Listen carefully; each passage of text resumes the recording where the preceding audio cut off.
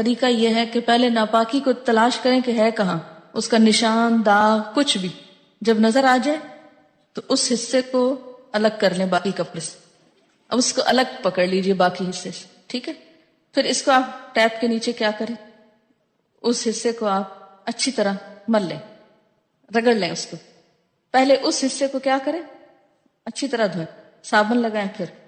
پھر اس کے بعد کیا ہے کہ اس کے ذرا سے پیچھے والے حصے کو، کیونکہ پانی وہ اس کا پھیل کے پیچھے تک آ جاتا ہے. پھر اس کے بعد ایک دفعہ پانی صاف ڈالیں اور اس کو اچھی طرح نچوڑ لیں.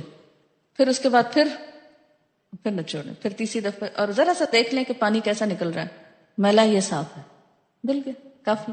کیا احتلام، مزی، لیکوریا، حیض، ان تمام کے داغ والے کپڑوں کو ایک ہی طریقے سے پاک کیا جائے گا یا الگ الگ طریقہ ہے؟ اس میں کوئی اور نجاست جس کا آپ نے نام نہ لکھا ہو، مثلا خون ہے یا یورین ہے یا کچھ اور، ان سب کو بھی اسی طرح پاک کیا جائے.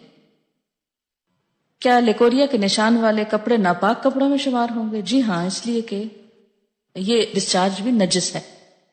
ازالۃ النجاسہ، نجاست دور کرنا. نجاست کیا ہوتی؟ امپیورٹی، گندگی. غلاظت اور نجاست دور کرنے کے لیے بایاں ہاتھ استعمال کرنا چاہیے. ان عائشہ رضی اللہ عنہا قالت كانت ید رسول اللہ صلی اللہ علیہ وسلم الیمنى لطہورہ وطعامہ وكانت يده اليسرى لخلائه وما كان من اذن. رواہ ابو داود. حضرت عائشہ رضی اللہ تعالی عنہا سے روایت ہے کہ رسول اللہ صلی اللہ علیہ وسلم وضو اور کھانے کے لیے دایاں ہاتھ استعمال فرماتے تھے. استنجا اور دوسری نجاست دور کرنے کے لیے بایاں ہاتھ استعمال فرماتے تھے. دوسری نجاست میں کسی بھی قسم کی نجاست، مثلا ناک صاف کرنا یا جسم پر لگی ہوئی کوئی بھی نجاست اتارنا، تو اس کے لیے ادب یا اخلاق کا تقاضا کیا ہے؟ بایاں ہاتھ استعمال کیا جائے. وضو کرتے وقت دایاں ہاتھ آپ استعمال کرتے تھے، تو یہ کہہ رہی ہیں کہ اس میں تو دونوں ہاتھ استعمال کرتے ہیں. یہ طریقہ وضو کے فرق کی وجہ سے. ہمارے ہاں وضو ہوتا ہے ٹیپ کھول کر، پہلے زمانے میں ایسا کوئی طریقہ نہیں تھا. ہوتا یہ تھا کہ یا تو لوٹے میں پانی ڈالتے تھے اور اس کو بائیں طرف رکھتے اور اسے جب ڈالتے تو دائیں ہاتھ پہ ڈال کے منہ میں کلی کے لیے پانی ڈالا جاتا یا ناک میں پانی ڈالا جاتا اور ناک پھر بائیں ہاتھ سے صاف کرتے. دوسرا طریقہ یہ بھی تھا کہ پہلے ہاتھ دھو لیے جاتے، پھر اس کے بعد پانی جو تھا ایک کھلے برتن میں ہوتا، یا جیسے نہر پہ آپ بیٹھے ہیں مثلا، تو اس میں سے جب آپ پانی لے رہے ہیں وضو کرنے کے لیے تو آپ دائیں ہاتھ سے نکالیں گے. ٹھیک ہے. سیرخوار بچہ کپڑے پر پیشاب کر دے تو اس پر پانی چھڑک دینا کافی ہے، لیکن شیرخوار بچی کے پیشاب کو دھونا ضروری ہے. جینڈر ڈسکریمنیشن نہیں ہے، اس کی کچھ وجوہات ہیں. شیرخوار بچے سے مراد فیڈنگ چائلڈ جو ہوتا ہے، اور مراد اس سے میل چائلڈ ہے. عن علی ابن ابی طالب رضی اللہ عنہ ان رسول اللہ صلی اللہ علیہ وسلم قال بول الغلام الردیع یندح وبول الجاریۃ یغسل. قال قتادہ وهذا ما لم يطعما فاذا طعما غسل جميعا. رواہ احمد والترمذی. حضرت علی بن ابی طالب رضی اللہ تعالی عنہ سے روایت ہے کہ رسول اللہ صلی اللہ علیہ وسلم نے فرمایا شیرخوار بچے کے پیشاب پر پانی چھڑک دیا جائے اور بچی کے پیشاب کو دھویا جائے. حضرت قتادہ فرماتے ہیں کہ یہ حکم اس وقت تک ہے جب تک کہ غلہ نہ کھائیں. غلہ کھانے سے مراد کیا ہے؟ جیسے بریڈ، روٹی، اناج، سیریلز. جب کھانے لگے تو دونوں کے پیشاب دھوئے جائیں گے. اسے احمد اور ترمذی نے روایت کیا ہے. دونوں میں فرق یہ ہے کہ بچی کا پیشاب تھک بھی ہوتا ہے اور ایک جگہ پر جمع ہو جاتا ہے. اس کو دھونا بھی آسان ہے اور اسے دھونا بھی چاہیے اس کی خاصیت کے فرق ہونے کی وجہ سے. جبکہ دودھ پیتے بچے کے پیشاب کی خاصیت بھی فرق ہے، اور دوسرا یہ کہ وہ چھینٹوں کی شکل میں ہوتا ہے، اور وہ چھینٹے جب اڑ کے کچھ ایریے پر بکھر جاتے ہیں تو ان سب کو دھونا اور سمیٹنا مشکل بھی ہوتا ہے. اور دوسرا یہ ہے کہ اس کے اندر نجاست کی وہ کیفیت نہیں ہوتی جو ایک جگہ سارا پیشاب جمع ہونے کی صورت میں یا بچی کے پیشاب میں ہوتی. لہذا وہ سارے ایریے کو باقاعدہ دھو کے پاک کرنے کی بجائے اگر اس پر اسے کچھ پانی اسپرنکل کر دیا جائے تو اس سے طہارت ہو جائے گی. لیکن یہ بہت چھوٹے بچے کے لیے. جب بچہ بڑا ہو جائے، سیریل دینے لگے، آفٹر 3-4 months آپ فیڈ کرنے لگتے ہیں سیریلیک وغیرہ، تو اس صورت میں پھر اس کا پیشاب بھی تھک ہو جائے گا اور اسے بھی دھونا ہوگا. عن أم قيس بنت محسن رضي الله عنها أنها أتت رسول الله صلى الله عليه وسلم بابن لها لم يأكل الطعام فوضعته في حجره فبال قال فلم يزد على أن ندح بالماء رواه مسلم۔ حضرت ام قیس بنت محسن رضی اللہ عنہا سے روایت ہے کہ وہ اپنا بیٹا رسول اللہ صلی اللہ علیہ وسلم کے پاس لے کر حاضر ہوئی جو ابھی اناج نہیں کھاتا تھا۔ اسے حضور صلی اللہ علیہ وسلم نے گود میں بٹھایا تو اس نے پیشاب کر دیا۔ حضور اکرم صلی اللہ علیہ وسلم نے اس کے اوپر پانی چھڑکنے کے علاوہ کچھ نہیں کیا، یعنی اسے دھویا نہیں۔ اسے مسلم نے روایت کیا ہے۔ کپڑے پر منی یا کوئی دوسری رطوبت لگ جائے، منی سے مراد سیمن ہے، تو اتنی جگہ پانی سے دھو کر نماز پڑھ لینی چاہیے، خواہ اس کا نشان باقی رہے۔ رطوبت سے مراد ویٹ ڈسچارج۔ عن عائشہ رضی اللہ عنہا قالت كنت اغسل الجنابة من ثوب النبي صلی اللہ علیہ وسلم فيخرج الى الصلاة وان بقع الماء في ثوبه رواه البخاری۔ حضرت عائشہ رضی اللہ تعالیٰ عنہ فرماتی کہ میں نبی صلی اللہ علیہ وسلم کے کپڑے سے جنابت دھو دیتی، پھر آپ نماز کے لیے تشریف لے جاتے اور پانی کی نمی کپڑوں پر باقی ہوتی۔ اسے بخاری نے روایت کیا ہے۔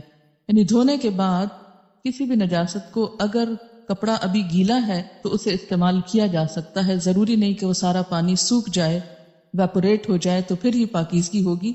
جب دھل گیا اور اس کے اثرات دھل گئے تو اس کے بعد اگر کوئی اور کپڑا نہیں کسی کے پاس پہننے کے لیے تو اسی کپڑے میں نماز ہو سکتی ہے۔ عن عائشہ رضی اللہ عنہا انہا کانت تغسل المنی من ثوب النبی صلی اللہ علیہ وسلم ثم اراہ فیہ بقعتا او بقعا رواہ البخاری۔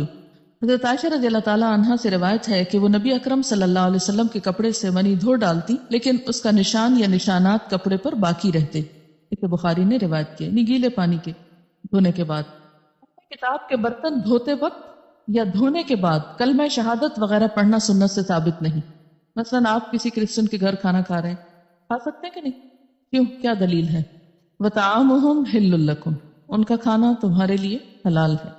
لیکن بسا اوقات وہ ایسی چیز کھاتے ہیں کہ جو آپ کے کھانے میں نہیں آتی یا ایسے انگریڈینٹس ہوتے ہیں، تو ایسی صورت میں اگر آپ ان کے کسی ریسٹورانٹ میں کھانا کھا رہے ہیں یا کسی ایسے برتن کو استعمال کر رہے ہیں تو ضروری نہیں کہ اس پہ کلمہ وغیرہ پڑھیں یا اس کو دوبارہ دھوئیں۔ اگر وہ صاف ہے برتن بظاہر تو اسے استعمال کیا جا سکتا ہے۔ مجبوری کی حالت میں اہل کتاب کے برتن پانی سے دھو کر استعمال کرنے جائز ہیں۔ اسی طرح اگر آپ کے گھر میں کوئی کرسچن نوکر ہیں اور وہ آپ کے برتن دھوتی ہیں تو اس میں کوئی حرج نہیں، دھو سکتی ہیں، اور ان کے ہاتھ کے دھلے ہوئے برتن یا کپڑے پاک ہوتے ہیں کیونکہ ان کے ہاتھوں میں نجاست نہیں ہوتی الا یہ کہ کوئی نجاست لگی ہو۔ ان کو اسی طرح ٹرین کر دیجئے کہ وہ پاکیزگی کا خیال رکھیں۔ خیال نہ رکھنا ہو تو آپ کے مسلمان ورکر جو ہیں وہ بھی وہ سب کچھ کر جاتے ہیں جو کوئی اور کر سکتا ہے۔ ان ابی ثعلبۃ الخشنی رضی اللہ عنہ انہ قال یا رسول اللہ صلی اللہ علیہ وسلم انا اہل سفر نمر بالیہود والنصارى والمجوس فلا نجد غیر آنیتہم فقال رسول اللہ صلی اللہ علیہ وسلم فإن لم تجدوا غيرها فاغسلوها بالماء ثم كلوا فيها واشربوا رواہ الترمذی۔ حضرت ابو ثعلبہ خشنی رضی اللہ تعالیٰ عنہ نے رسول اللہ صلی اللہ علیہ وسلم سے دریافت کیا، اے اللہ کے رسول صلی اللہ علیہ وسلم، ہم سفر کرنے والے لوگ ہیں، ہمارا گزر یہود اور نصارہ اور مجوسیوں پر ہوتا ہے، یعنی ان سے ملنا جلنا ہوتا ہے، اور ان کے برتنوں کے علاوہ ہمیں کوئی برتن میسر نہیں آتا۔ اس کے بارے میں کیا حکم ہے؟ آپ نے فرمایا اگر اہل کتاب کے برتنوں کے علاوہ کوئی برتن نہ ملے تو ان کو پانی سے دھو لو اور ان میں کھاؤ پیو۔ اسے ترمذی نے روایت کیا ہے۔ ان کو دھونے کا حکم آپ نے کیوں دیا؟ تاکہ شک دور ہو جائے، مثلاً اگر وہ شراب پیتے ہیں یا کوئی اور اس طرح کا کام کرتے ہیں تو انسان کو اگر دل میں کوئی حرج ہے کہ معلوم نہیں پاک ہیں یا نہیں تو اس کو دھو لو اور استعمال کر لو۔ لیکن عام حالات میں جیسے آپ مثلاً باہر ہیں، کسی ہاسپٹل میں ہیں، چائے دی جا رہی ہے کچھ، تو چائے میں تب کوئی ناپاکی نہیں، تب ضروری نہیں کہ آپ ان کی چائے پی۔ اب تو ویسے بہت ڈسپوزیبل کا رواج ہو گیا، لیکن وہ بھی تو وہی بنا کے لاتے ہیں، انہی کے ہاتھوں کے بنے ہوئے۔ تو اگر دھلے ہوئے صاف ستھرے برتن موجود ہیں، اور ویسے بھی یاد رکھیے کہ آج کے نصارہ اور پہلے دور میں کچھ فرق بھی آ گیا ہے، جیسا کہ پہلے ذکر کیا گیا کہ مڈل ایجز میں اور ڈارک ایجز میں ان لوگوں کے ہاں نہانا دھونا اور پاکیزگی اختیار کرنا ایک دینی جرم قرار پاتا تھا، لیکن اب زمانے کی روشنی کے ساتھ ساتھ ان کے بیہیویئر میں بھی کافی تبدیلی آئی ہے۔ اگرچہ پاکی ناپاکی کا وہ معیار ان کے ہاں نہیں ہے جو ہمارے ہاں، کیونکہ میں نے اپنی آنکھوں سے دیکھا، میں ہاسپٹل میں تھی، وہاں تو صفائی کرنے والی آئی، ان کے پاس ایک برتن تھا، اس میں ڈس انفیکٹنٹ کوئی سولوشن تھا، اور साफ करने वाला कपड़ा था, उन्होंने उसी कपड़े से मेज साफ किया, उसी से ग्लास साफ किया, उसी को पलटा के रख दिया, तो वो सब जरासीम तो किल हो गए ना, अब आप खा पी सकते हैं, इससे क्या फर्क पड़ता है। कि अब बसा औकात ऐसी सूरत भी होती कि उनके उस बात की सेंस ही नहीं। बहुत से बर्तन उनके यहाँ जब धुलते हैं मशीनों में धुलते हैं, और जब मशीनों में धुलते हैं तो उसमें कई दफा पानी और डिटर्जेंट और इस तरह की चीजें गुजरती हैं और बहुत सफाई होती। जब आपको ऐसा मालूम हो कि ये धुले हुए कहाँ से आ रहे हैं तो बिला तकल्लुफ उनको इस्तेमाल कर सकते हैं। लेकिन अगर शक हो या बज़ाहिर देखने में कोई गंदगी या स्मेल वगैरह नजर आ रही हो, या बसा औक़ात सेकंड हैंड बर्तन खरीदे जाते हैं, या जैसे लंडे के कपड़े खरीद कर लाते हैं आप, तो आपको इस्तेमाल करने से पहले खर्च नहीं है, हमारे यहाँ बहुत गुर्बत है और लोग थक जाते हैं, तो ऐसे में क्या है कि जब शक हो कि इनमें सफाई नहीं या पाकी नहीं तो उनको धोकर इस्तेमाल करना जायज है। जूतों से लगी नजासत जूतों को मट्टी पर रगड़ने से दूर हो जाती है। थोड़ा आगे जाकर अगर साफ मट्टी थी तो उस पर गुजरने से खुद बहुत जूता साफ हो जाएगा और पाक हो जाएगा। पानी के अलावा पाक मट्टी भी गंदगी और नजासत को दूर कर देती है। नबी सईद रज़ियल्लाहु अन्हु अन्न नबी सल्लल्लाहु अलैहि वसल्लम क़ाल इज़ा जाअ अहदुकुमुल मस्जिद फल्यक़लिब नअलैहि फल्यंज़ुर फ़ीहिमा फ़इन रअा ख़बसन फल्यमसहु बिल अर्दि थुम्मा लियुसल्लि फ़ीहिमा। रवाहु अहमद व अबू दाऊद। हज़रत अबू सईद रज़ियल्लाहु ताला अन्हु से रिवायत है कि नबी अकरम सल्लल्लाहु अलैहि वसल्लम ने फरमाया, मस्जिद में आए तो अपने जूते पलट कर देख ले, अगर जूतों में गलाजत लगी हो तो उन्हें जमीन पर रगड़ कर साफ करे, फिर उन्हीं जूतों में नमाज पढ़ ले। इसे अहमद और अबू दाऊद ने रिवायत किया है। यह भी हालात के तहत ऐसा करना होता है बसा औकात कि मस्जिद ऐसी जगह पर है जहाँ कोई दरी नहीं, कोई सफ नहीं, कोई कारपेट नहीं, कोई भी ऐसी पर जूते उतार कर नमाज पढ़ी जा सके। सीधी साफ जमीन पर ही नमाज पढ़ना होती, और जमीन या तो गीली है, ठंडी है बहुत मसलन, या ये कि वो गर्मी है और बहुत तपिश है और बहुत देर तक खड़े होना ऐसी हालत में बगैर जूते के बहुत मुश्किल है, या कोई ऐसी जगह है जहाँ आप सीधी साफ जमीन पर नमाज पढ़ रहे हैं, कोई भी चीज आपके पास बिछाने की नहीं। बात यह ना कि हम तो ऐसी जगहों पर बड़ी आसानी से बहाना करके कि जगह ही नहीं थी, हम कहाँ नमाज पढ़ते, इसलिए नमाज ही नहीं पढ़ते। लेकिन जिन लोगों को ये मालूम है कि इन्ना सलात कानत मौकूता, कि नमाज मोमिनों पर वक्त की पाबंदी के साथ फर्ज की गई है, तो वो फिर वक्त की पाबंदी को मलहूज़ खातिर रखते हुए हर जगह पर नमाज पढ़ लेते हैं।